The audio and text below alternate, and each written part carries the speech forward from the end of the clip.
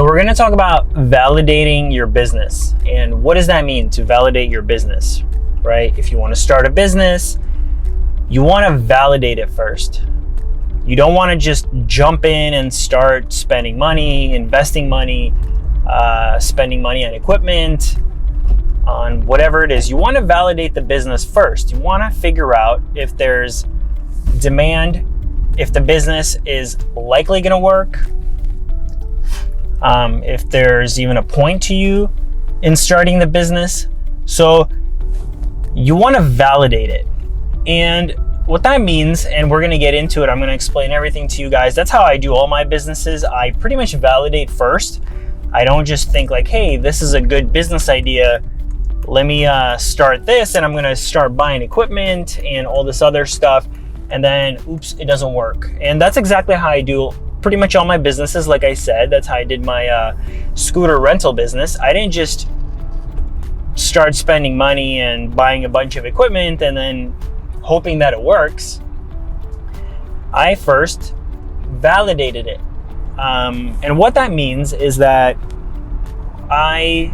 first of all, I'm driving to this poke place. And the reason why I'm driving to it's a new poke place that I'm going to try. It's called Fish King. And the reason why I'm driving there actually is because I'm not going to my regular spot, which I go to religiously pretty much every Saturday with my girlfriend.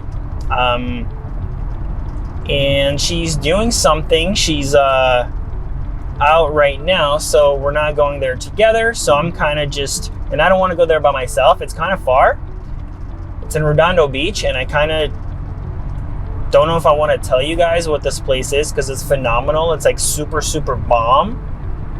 Like unbelievable. If you guys like poke, it's unbelievable. Like insane. I've been going there for months religiously, and I can't tell you how amazing it is, and nothing compares to it. It's called Just Poke, and it's in Redondo Beach. So if you guys are there and you want to try some official, authentic, like off the hook poke, you got to try that place. But I'm going to a different one now because I don't want to drive all the way down there. It's like, it takes like super long. So I'm just going to this one. I'm just going to check it out. I heard this one was good, but to be honest with you, I don't have high hopes. I really don't. I really don't think it's gonna even compare to this one place, because I used to go to these other poke places and I thought they were great, and then I found this place and it's like, okay, yeah, I think this place is the best. But I really do. I really think it's like, you know, what did they say? Head and shoulders above any other place. So I don't have high hopes, but I'm gonna try it since I can't go to my regular place. And then yeah, so I'm just letting you guys know, and I'm driving there right now, so we'll see how it goes. Maybe I'll see if I can show you guys what it looks like. So yeah, validating the business. That's how I do all my businesses. And what that means is, when you're starting a business, right, you have an idea. Generally, you'll have an idea of some sort. Either you see it somewhere, or you hear it from someone, or you do some research. And let's say you want to do any kind of business, really. Like a service business, like I do equipment rentals, and I tell you guys how to do equipment rentals, but you can do any other service business, like I don't know, like window washing, right? Painting, like anything like that, any random service business, or even a product that you invent or create and you want to sell online, or you want to do like an e-commerce store or a drop shipping store. You want to start selling products online, anything like that. You want to validate the idea first. And that means you don't just get an idea and start putting in money and then hoping that it works, and then not even knowing if you really want to do it. And then you bought a bunch of stuff, you spent a bunch of money, you invested a lot, and then there's no demand, there's no business, and you're like, well, I don't even like doing this anymore. So the way I did it, the way I started my scooter rental business is exactly like this. I came up with the idea, so I did some research. I came up with the idea I checked for keywords, right? If the keywords were getting hits. So I looked for like scooter rentals in this area, rent a scooter in this area, and so on and so forth. And I tried to see if there was search volume, if people were actually searching for this service. Because if nobody's searching for it, if you don't see search volume, and you can go on a bunch of websites to do this like for free. I go on, Google Keyword Planner.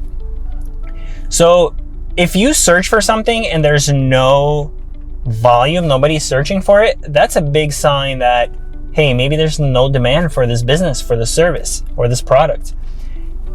And I wouldn't say that's an absolute thing. That doesn't necessarily mean that you can't start this business or get into this business or get into this product or whatever it is you're doing.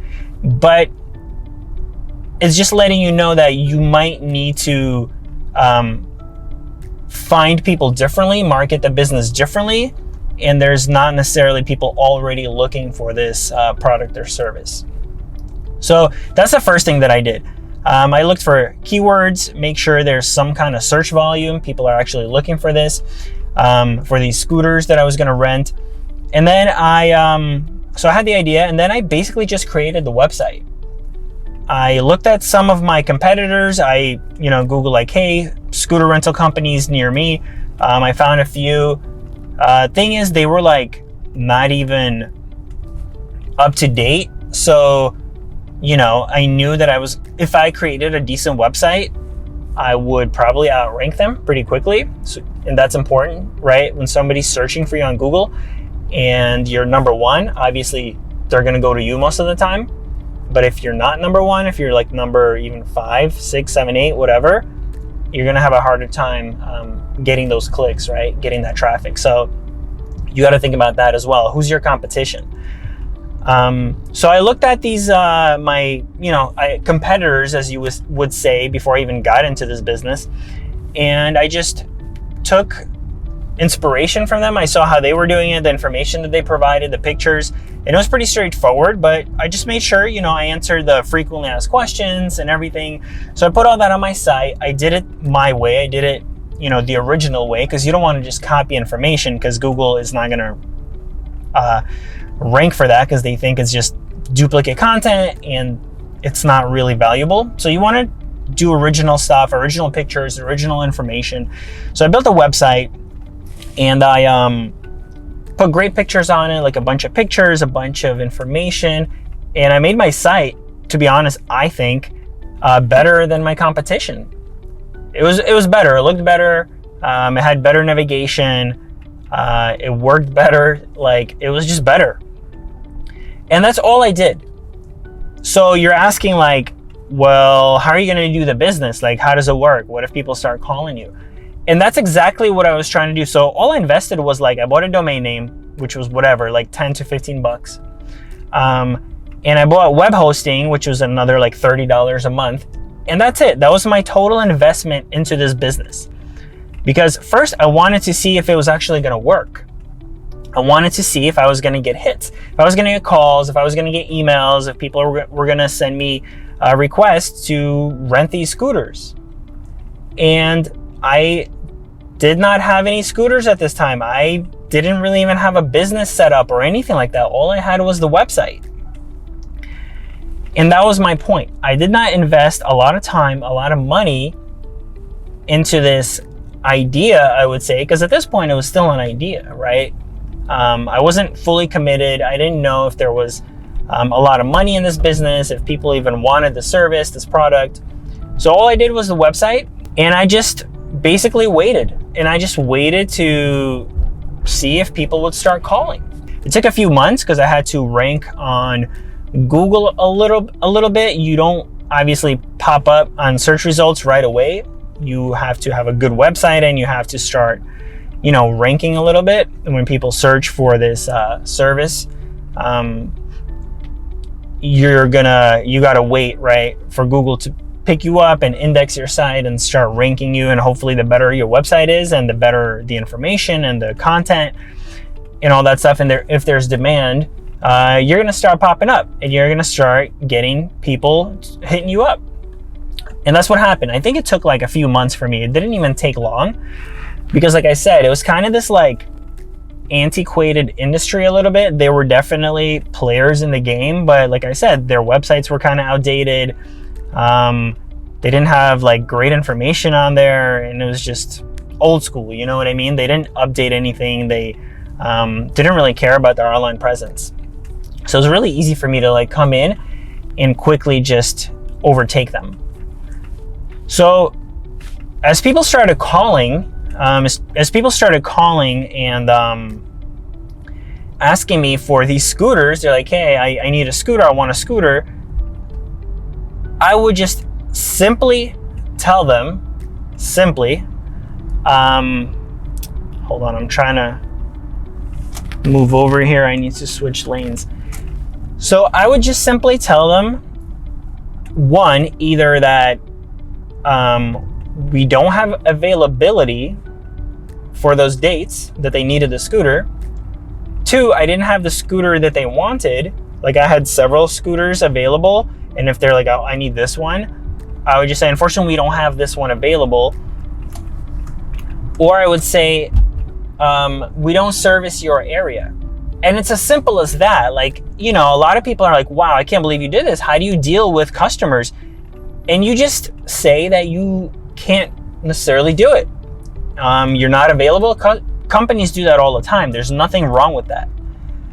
And that's how you validate a business. So my point was to wait until I had enough requests for the scooters that it would make sense for me to get into it. It would make sense for me to start the business. There was enough money in this business, so I had my rates listed, or I gave people rates when I talked to them or through email. And if they like agreed, or if they still kept reaching out to me even with my rates listed as they were, then I would know, hey, like I can definitely make money and this was worth it. You know what I mean? I have enough requests that I can pursue this business. I'm going to start making money. There's enough demand, there's enough business, and it's worth it. And that's exactly how I started this business.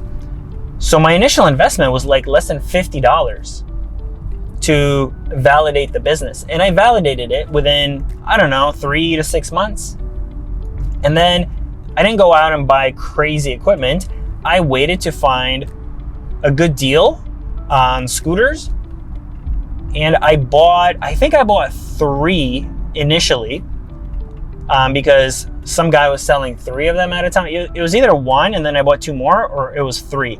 He was selling them like all together, I think, for a really good deal. It was like less than $500 each. And you don't necessarily need to get 3. I just bought 3 because I was able to. And if I was going to do an equipment rental business and I was renting 1 piece of equipment, I would want to have like at least a backup. So I wouldn't start with 1. I would start with 2 or 3 pieces of equipment. So if you have 1 rented out, you have 1 as a backup in case something happens.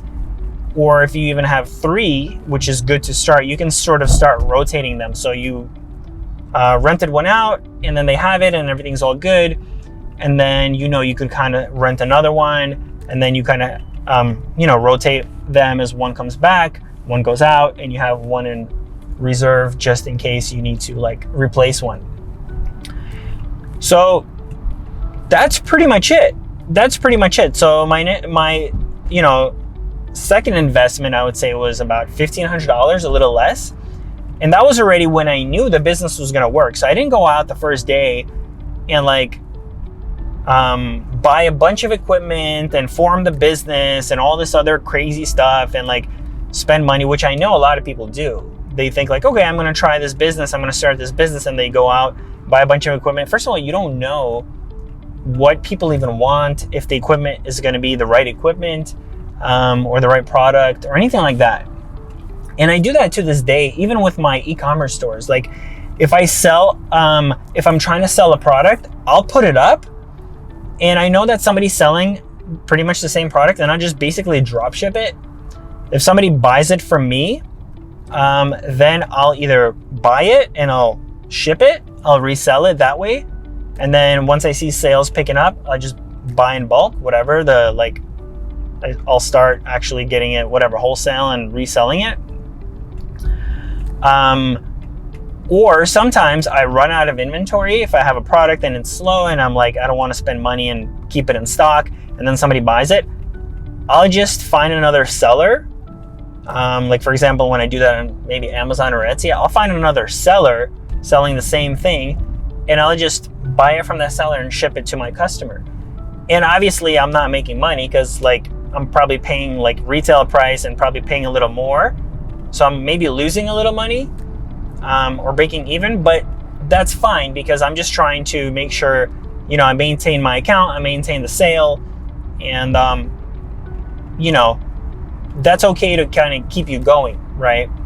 So if I have a new product that I want to sell, for example, I'll list it, I'll start selling it, and maybe I'll get one sale, I'll do that, another sale, I'll do that. So I'm kind of breaking even, maybe losing a few bucks, but at least I'm validating the product before having to purchase like a bunch of it. And then what if it doesn't sell and I'm just like sitting on it? You know what I mean?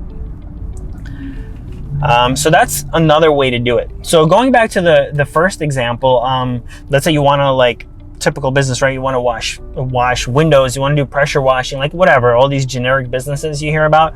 I'm not saying like you need to do that, but just to give you an example, you build a site, a good site.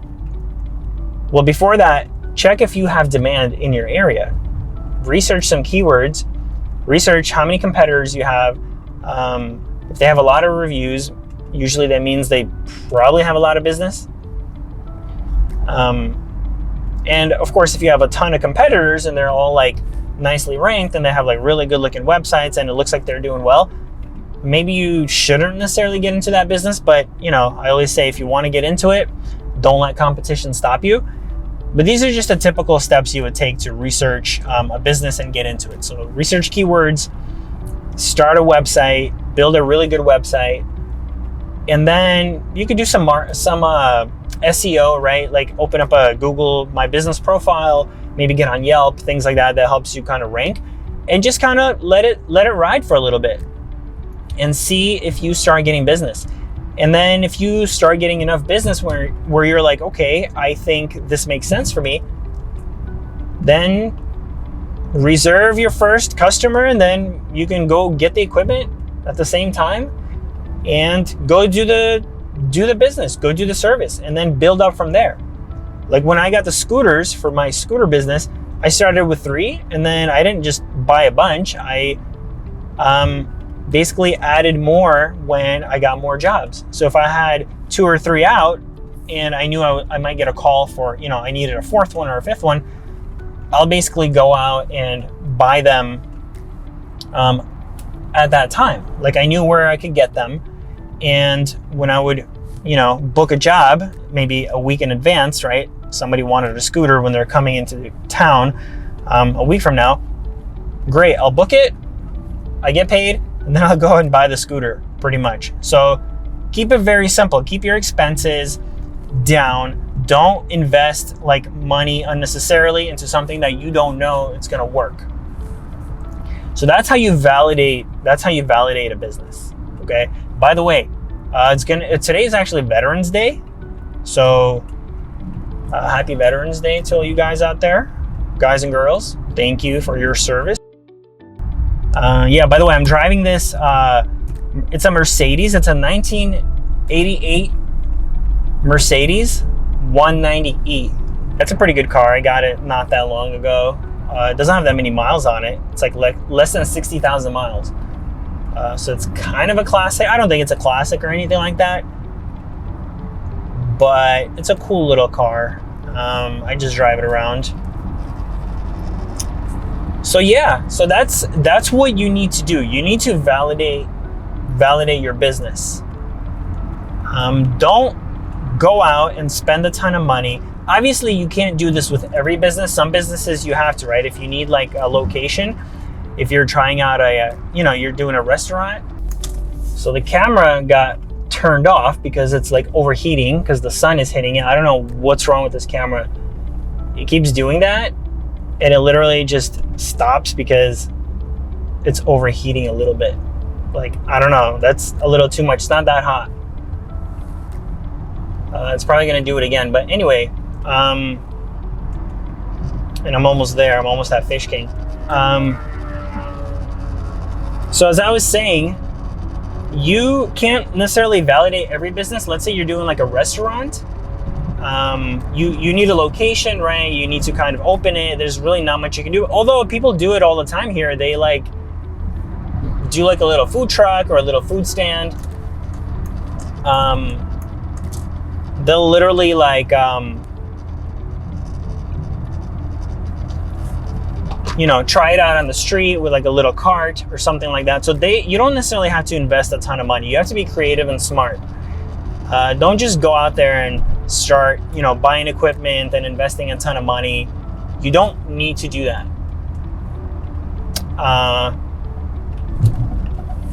You just, you know, do the minimum viable product, right? Minimum viable product. And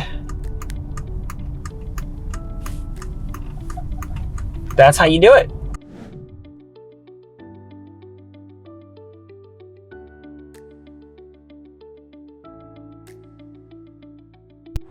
So as I predicted, I just had a poke bowl from Fish King, and it was nothing compared to Just Poke. Like I said, just like I predicted, sure, they have decent fish, fresh fish, whatever, but Just Poke hooks you up. Price is good.